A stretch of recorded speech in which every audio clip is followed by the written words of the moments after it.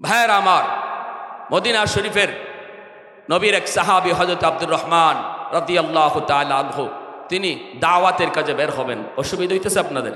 একটা ঘটনা বলবো। তিনি দাওয়াতের কাজে বের হবেন, বিবিকে বলতেছেন, বিবি গো, আমার সন্তান যদি ছেলে হয় আলহামদুলিল্লাহ, মেয়ে হলো আলহামদুলিল্লাহ, ছেলে মেয়ে দুজন দেখে আমরা তো মনে করি যে ছেলে আল্লাহ দেয় আর মেয়ে হইলে স্ত্রী দেয়। এমনও কিছু স্বামী আছে, এই মেয়ে সন্তানের খবর পাইলে পরে তার মন খারাপ হয়। ছেলে হইলে খুব খুশি, বাজারে গিয়ে মিষ্টি, আবার সময়ে গরুও জবাই হয়, আর মেয়ে হইলে খবরই দেয় না। তাহলে আমরা যারা এই কথা মুখে বললাম যে ছেলে মেয়ে দুজনের দেয় আল্লাহ, মেয়ে হওয়ার পরে যদি আমি মন খারাপ করি অথবা স্ত্রীর সাথে একটু রাগারাগি করি, আমার ঈমান থাকবে না, ঈমান থাকবে না। আমার আচরণ এই কথা প্রকাশ করছে, আচরণ স্বীকৃতি দিচ্ছে যে ছেলে দেয় আল্লাহ, মেয়ে দেয় স্ত্রী। এজন্য সাবধান, মেয়ে সন্তান ঘরে রহমত নিয়ে আগমন করে। আল্লাহ নবীর হাদিস, ছেলের ব্যাপারে নবীর হাদিস নাই যে ছেলে সন্তান রহমত নিয়ে আসে, নবী এই কথা বলেন নাই। নবী বলেছেন যেই ঘরে মেয়ে আসে এই ঘরে মেয়েটা রহমত নিয়েই আগমন করে, রহমত নিয়ে আগমন করে। এজন্য মেয়েকে কদর করেন। আল্লাহ নবী আরেক হাদিসে বলেন, পুরুষের আগে মেয়েদের দোয়া কবুল হয়। ছেলে যদি বাবার জন্য দোয়া করে, এই দোয়ার আগে মেয়ে যদি বাবার জন্য দোয়া করে, আল্লাহর কাছে মেয়ের দোয়া আগে কবুল হয়।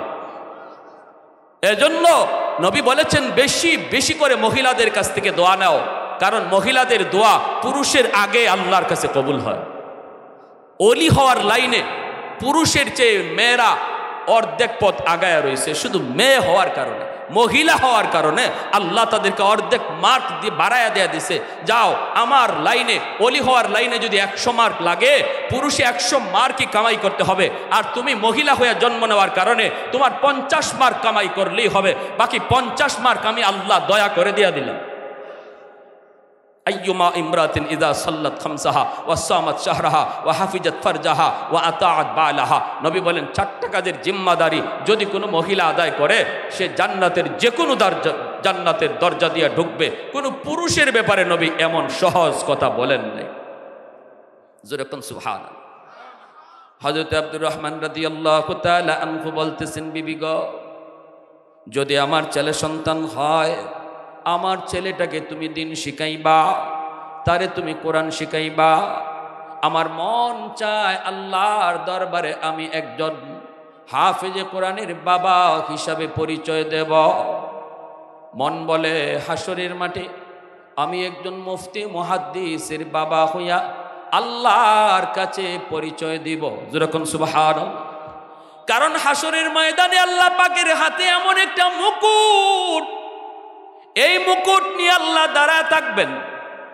নবীর বাবাকে আল্লাহ তালাশ করবে না, হাসরবাসী দেখবে আল্লাহ কাকে যেন খুঁজতেছে। নবীর বাপ মা যাবে, আল্লাহ তাকেও খুঁজে না, কিন্তু একজন হাফেজের বাপ মা, আলেমের বাপ মা, মুফতি মুহাদ্দিসের বাপ মাকে আল্লাহ পাক দেখা মাত্রই বলবে আমি তোমাকেই তালাশ করতেছি। সুবহানাল্লাহ, জোরে কোন।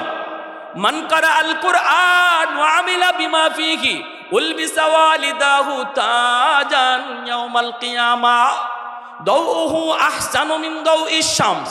যেই মুকুটের পাওয়ার সূর্যের পাওয়ারের চেয়ে অনেক বেশি হবে, ওই দিন আল্লাহ পাক একজন হাফেজের বাপমার ইজ্জত আল্লাহ নিজে দিবে।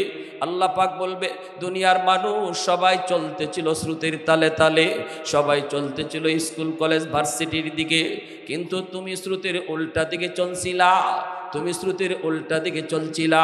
তোমাকে বাধা দিয়েছে তোমার ভাই, বাধা দিয়েছে তোমার প্রতিবেশী, বাধা দিয়েছে তোমার বন্ধু।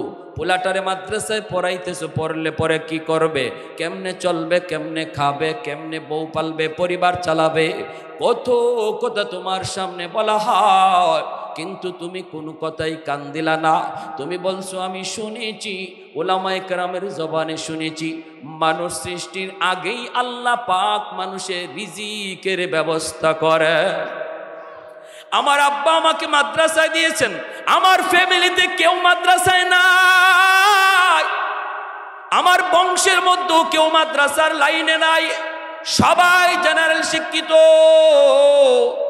আমার আব্বু একজন সরকারি হেলথ ইন্সপেক্টর রিটায়ার্ড, ইমিডিয়েট ছোট ভাই বর্তমানে আইন মন্ত্রণালয়ের উপসচিব, রানিং সচিব। আমার ইমিডিয়েট ছোট ভাই, এরপরে ছোট ভাই আমেরিকা ঢাকা ইউনিভার্সিটি থেকে মাস্টার্স কমপ্লিট।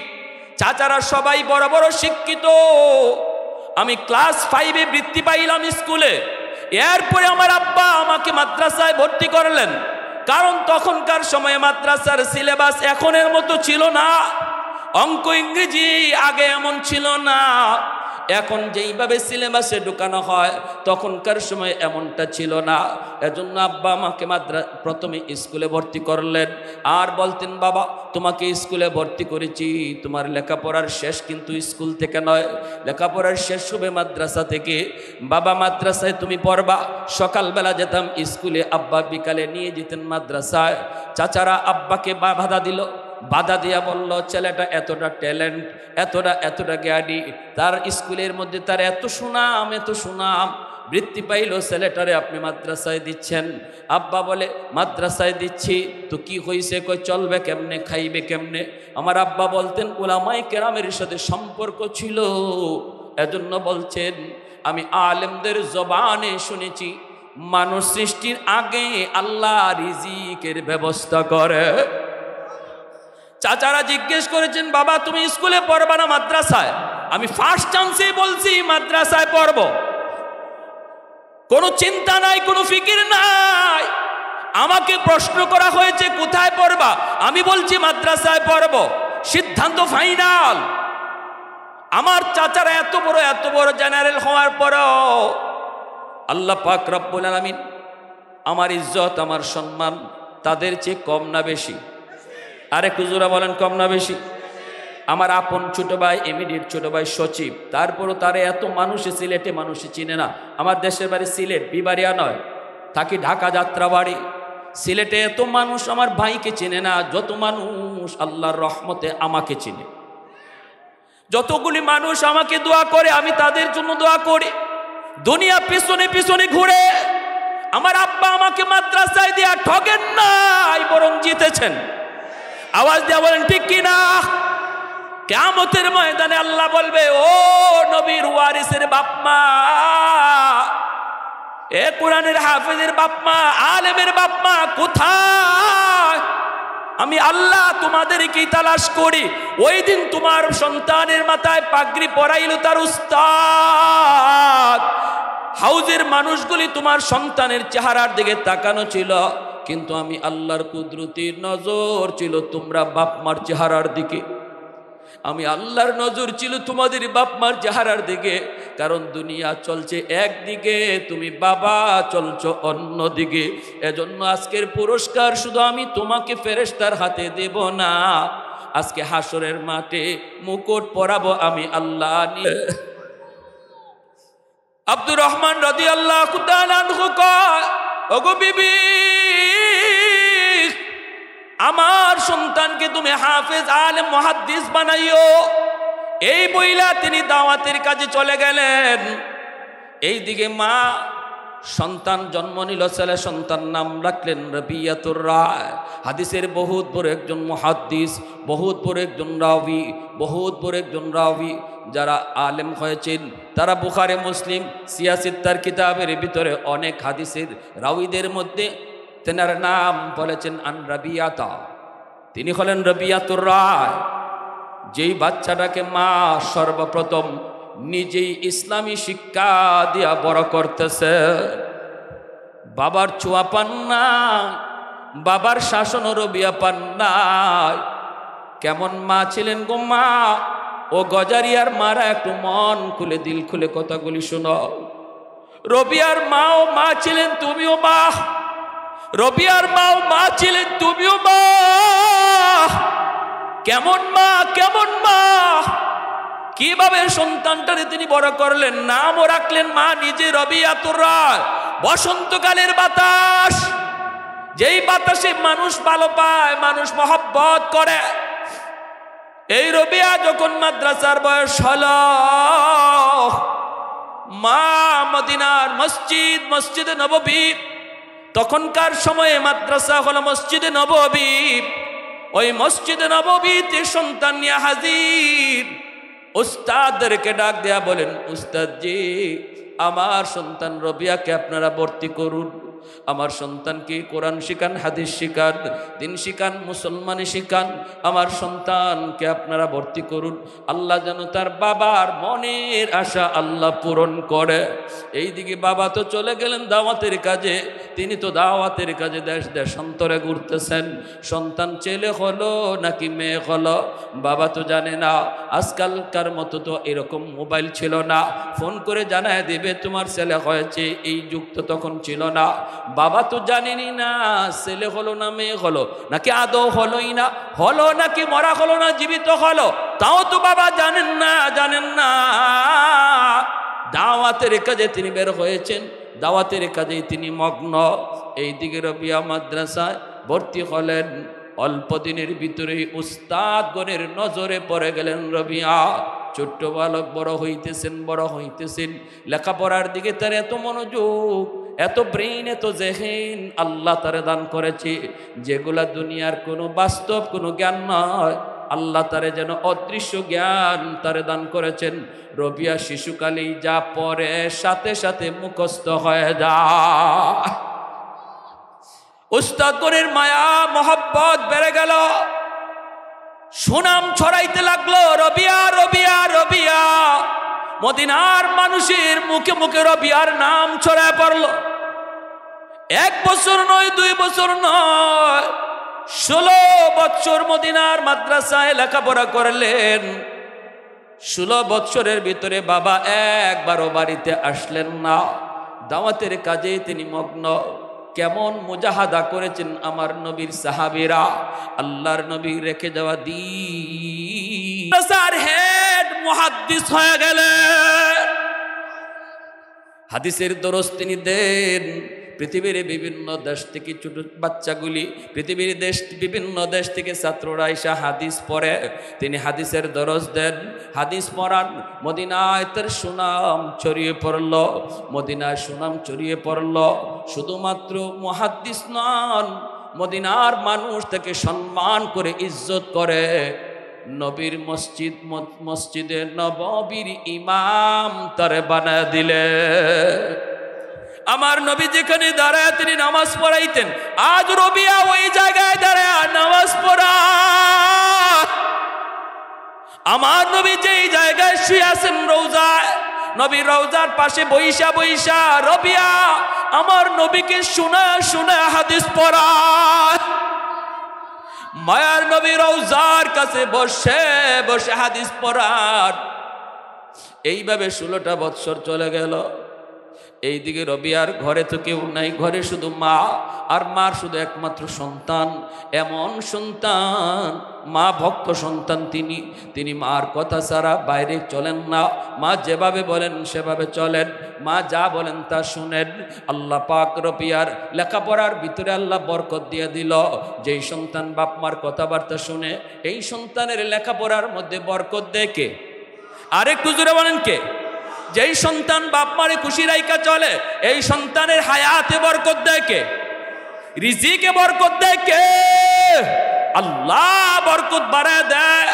রবিয়া মা ভক্ত সন্তান, আল্লাহ পাক লেখাপড়ার ভিতরে বরকত দিয়া দিলেন। মাত্র বিদায় নিয়ে যাবেন, হঠাৎ করে রবিয়া দেখেন একজন বৃদ্ধ মানুষ বাড়ির ভিতরে ঢুকতেছে অনুমতি ছাড়া।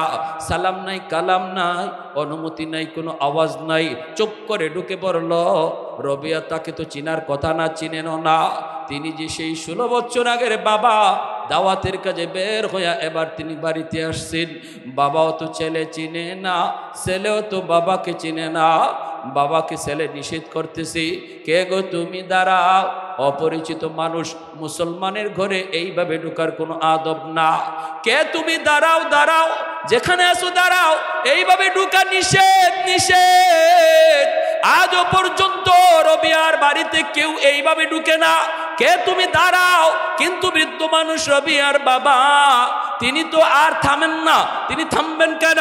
তিনি তো তার বাড়িতে ঢুকতেছেন, নিষেধ করবে কে?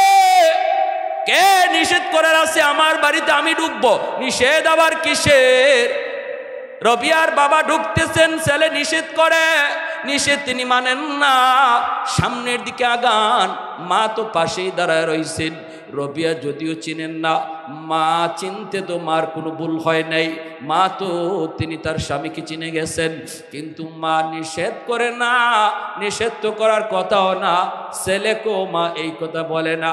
বাবা রবিয়া বৃদ্ধ মানুষ, ঢুকেই যখন পড়েছে তুমি তারে আর নিষেধ করবা না, একটু ঢোকার সুযোগ দিয়া দাও। বাবা তোমার ক্লাসের টাইম হয়ে গেছে, ছাত্ররা তোমার জন্য অপেক্ষায়, তুমি ক্লাসে চলে যাও। এই বইলা মা ছেলেকে আরো তিনি ক্লাসে পাঠায় দিচ্ছেন। রবিয়ার মাথা যেন আসমান ভেঙ্গে পড়ল। ঘটনা কি?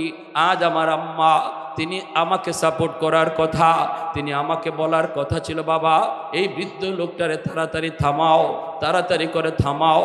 কিন্তু মা এমনটা বলেন নাই, তিনি তো আরো আসার সুযোগ দিয়ে দিলেন। হায়, আমি তো জীবনে কোনোদিন আমার মাকে বেগানা পুরুষের সামনে দেখি নাই, কোনোদিন তো মাকে পর্দা লঙ্ঘন করতে দেখি নাই। আজ আমার মা এটা কি করলেন? কিন্তু মা ভক্ত সন্তান, প্রশ্ন নাই, কোনো এশকাল নাই, কোনো মন বিরক্তির কোনো ভাব নাই।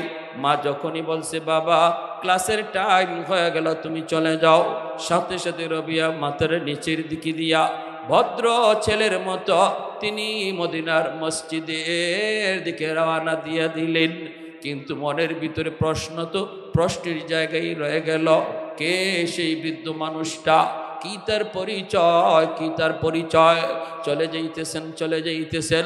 এইদিকে আমার ভাইরা বন্ধুরা, হযরত আব্দুর রহমান রাদিয়াল্লাহু তাআলা আনহু সামনে আইসে তিনি বলতেছেন, বিবি গ, ও বিবি বলা, এই যুবককে, কি তার পরিচয়? আমাকে বাধা দেওয়ার সে কে? আল্লাহু আকবার, জোরে কর না। এ বিবি, আমাকে বাধা দেওয়ার সে কে? কি তার পরিচয়? বিবি তখন বলতেছে, স্বামী গো, আমি তোমাকে পরিচয় পরে দিব, এর আগে আমার প্রশ্নের জবাব দাও। তুমি কেন 3টা সুন্নত লঙ্ঘন করেছ? আগে 3টা সুন্নত তুমি আগে পালন করো, তারপরে আমি পরিচয় দিব এই যুবককে।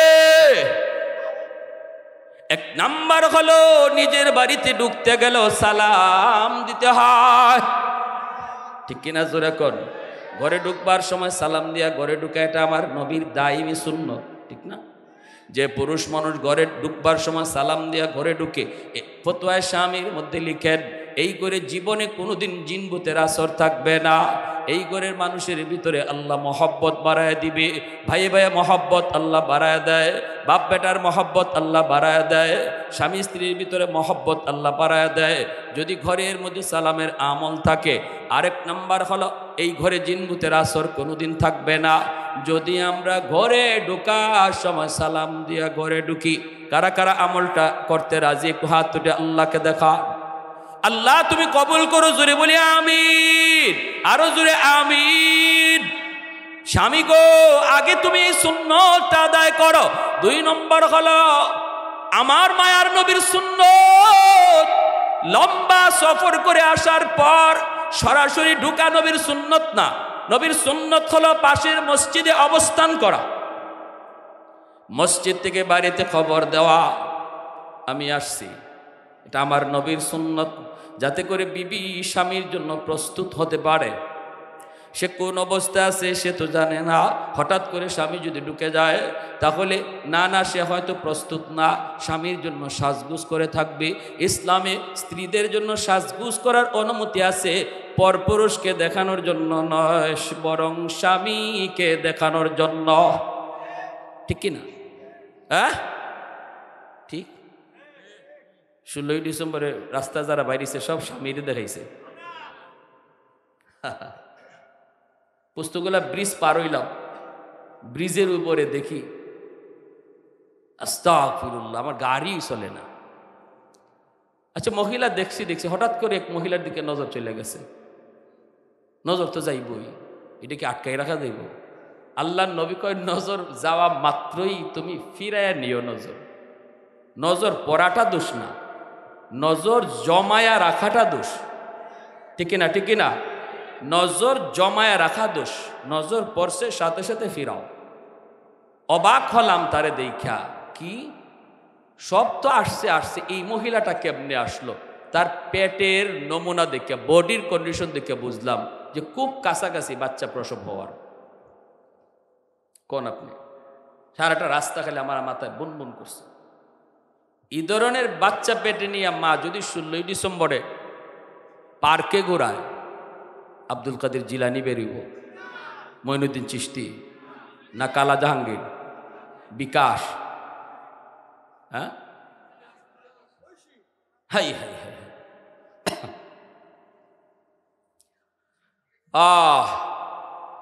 বলতেছেন স্বামী গো, আমার নবীর সুন্নত হলো পাশের মসজিদে অবস্থান করা। অসুবিধা হইতেছে আপনাদের? বয়ান চলবে? মসজিদ থেকে আপনি খবর দিবেন বাড়িতে।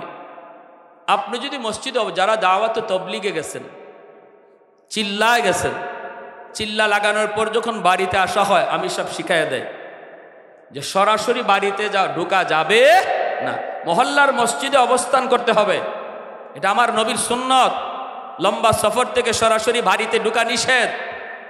মসজিদে অবস্থান করো, এখান থেকে বাড়িতে খবর দাও। স্ত্রী আপনার জন্য সাজগুজ করে বসা থাকবে, ঢুকলে আপনার মনটা খুশি হবে। ইসলামের আদর্শ দেখছেন?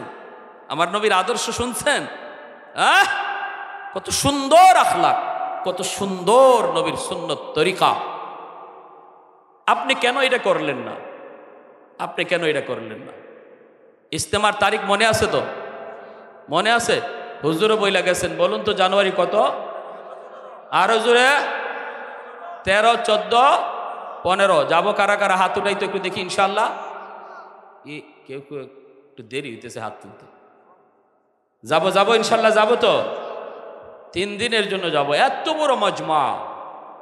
বলুন তো এর ভিতরে কোনো একজন আল্লাহর বান্দা আছে কি নাই যার হাতের দোয়া আল্লাহর কাছে কবুল? অবশ্যই আছে, অবশ্যই। তার সাথে যদি আমার আমিন মিলে যায়, আমার নাজাতের জন্য উসিলা হয়ে গেল। উসিলা, হাসরের মাঠে আল্লাহ শুধু উসিলা তালাশ করবে। কোন উসিলা তার কোন বান্দার আল্লাহ মাফ করবে। নামাজ পড়তেছি, রোজা রাখতেছি, হালাল হারাম মানতেছি, এরপরেও জান্নাত পাবো গ্যারান্টি নাই। কোনো একটা উসিলায় আল্লাহ মাফ করে দিবে। ঠিক কিনা ভাই? এজন্য আপনাদের কাছে অনুরোধ থাকবে, এখন থেকে প্রস্তুতি নেন। এই 3 দিনের জন্য আমার কাজ যতটা সংক্ষিপ্ত করা যায় এখনই কাজটারে গুছায় ফেলে 3 দিন আমরা ইজতেমার মাঠে থাকবো ইনশাআল্লাহ। স্বামীগণ, 3 নম্বর সুন্নত হলো, এত লম্বা সফর করে আপনি আসলেন, আমার নবীর রওজা শরীফকে আপনি জিয়ারত করবেন না। রওজা জিয়ারত না করে কোনো দিন আপনি ঘুমাইতেন না। ওই নবী রওজা জিয়ারত না করে আপনি কেমন করে বাড়িতে ঢুকে গেলেন? আপনি কি এটা করবেন না? আগে 3টা আমল করে আসেন, তারপরে পরিচয় দিব। যেই যুবককে যে আপনাকে বাড়িতে ঢুকতে নিষেধ করল, স্বামী চলে গেলেন মসজিদে, আল্লাহর নবীর মসজিদ, মসজিদে নববী, যায়া তিনি নামাজ আদায় করলেন। মায়া নবী রওজার সামনে গেলেন, রওজা জিয়ারত করলেন। হঠাৎ করে নজর রওজা শরীফের কাছে বইসা ওই যুবক, পূর্ণিমার চাঁদের মতো তার চেহারা, হাদিসের মসনদে বসা, অসংখ্য ছাত্র হাদিস শুনতেছে, আর ইনি এই মসনদে বসে বসে আমার নবীকে শুনাইয়া তিনি হাদিস পড়াইতেছে। যেই মাত্র হযরত রবিয়া তিনি হাদিস পড়ান, আর বাবা এই দৃশ্যটা দেখলেন। বাবা তো ছেলে চিনেন না, দেখা মাত্রই তার কলিজার মধ্যে একটা তুফান শুরু হয়ে গেল। মনের ভিতরে দীর্ঘদিনের ইচ্ছা তার অন্তরে জেগে উঠল, আর চোখ থেকে দর দর করে পানি ঝরতে লাগলো। চায়া চায়া শুধু আফসোস করেন আর বলেন, মালিক তুমি যদি আমাকে এমন একটা সন্তান তুমি আমাকে দিতা, আমাকে যদি এমন একটা সন্তান তুমি দিতা গো মালিক, আমি বাবা হওয়া ধন্য হয়ে যাইত। জোরে করে আল্লাহু আকবার। আল্লাহ যদি আমাকে এমন একটা সন্তান তুমি দিতা, মুহাদ্দিসের বাবা যদি আল্লাহ তুমি আমাকে বানাইতা, এই চিন্তা করে তিনি চোখের পানি জড়ায় জড়ায় কাঁদতেছেন। রবিও তাকাইলেন, ছাত্ররাও তাকাইতেছে, এই বৃদ্ধ মানুষটা এইভাবে কাঁদতেছে। রবিয়া দেখতেছেন এই বৃদ্ধ মানুষটা তো ওই মানুষ যেই মানুষটা আমার বাড়িতে ঢুকছিল, হায় রে সে এখন আবার এইভাবে আমার দিকে তাকাইয়া এইভাবে চোখের পানি ঝরায় কাঁদতেছে কেন? ছাত্ররাও তাকাইছে। তারপর রবিয়া কয় বাবা ওই দিকে আর তাকায় না, পড়ার দিকে মনোযোগ দাও। পড়ার দিকে মনোযোগ দিয়ে দিলেন। হযরত আব্দুর রহমান চোখের পানি লইয়ে তিনি বাড়ির দিকে রওনা দিলেন। কাছে যাইয়া তিনি সালাম দিলেন। বিবির কাছে যাইয়া বলতেছেন, চোখের পানিটা মুছেন আর বলেন, বিবি গো, ও বিবি, আমি নবীর রওজার সামনে ওই যুবককে দেখেছি, যেই যুবক আমার নবীর পাশে বইসা বইসা হাদিস পড়াইতেছে। আমার নবী তো কবরের ভিতরে রওজার ভিতরে জিন্দা, আমার নবী তো রওজার ভিতরে জিন্দা। নবী তো হাদিস শুনতেছেন। মায়ার নবী বলেন, আমি নবীর সামনে যারা সালাম দেয় আমি প্রত্যেকের সালাম শুনি, প্রত্যেকের সালাম শুনি এবং জবাবও দেই। আল্লাহর বহু ওলিরা নবীর সালামের জবাব শুনেছেন নিজের কানে। জোরে কোন আল্লাহু আকবার। এমন কান লাগবে, এমন মানুষ হওয়া লাগবে, ঠিক কিনা জোরে বলেন। ভাইয়েরা বন্ধুরা, রবিআ হাদিস পড়ান। বাবা তার স্ত্রীর কাছে যা বলতেছেন, বিবি গো, এমন একটা ছেলে যদি আল্লাহ আমাদেরকে দিত গো বিবি, আল্লাহ যদি এমন একটা ছেলে আমাদেরকে দান করত, আমি যদি এমন একটা মুহাদ্দিসের বাবা হইতে পারতাম, কিয়ামতের ময়দানে আমি গর্ব করে আল্লাহকে বলতাম, মালিক আমাকে আপনি চিনেননি, আমি অমুক মুহাদ্দিস সাহেবের আব্বা।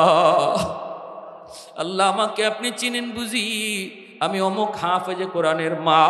এইভাবে বলতাম। এই বইলা তিনি চোখে পানি জড়ায় জড়ায় কাঁদতেছেন। এইবার মা তিনিও কান্দেন। রবিয়ার মাও কান্দে। একটা পর্যায়ে মা স্বামীকে জড়ায় ধরে বলতেছে, স্বামী গো, আর কাঁদবেন না। যেই যুবক সম্পর্কে আপনার প্রশ্ন, এই যুবক ওই যুবক, যেই যুবক শুধু মদিনার মুহাদ্দিস না, মসজিদ নববীর ইমাম, আল্লাহ নবীর মসজিদের ইমাম।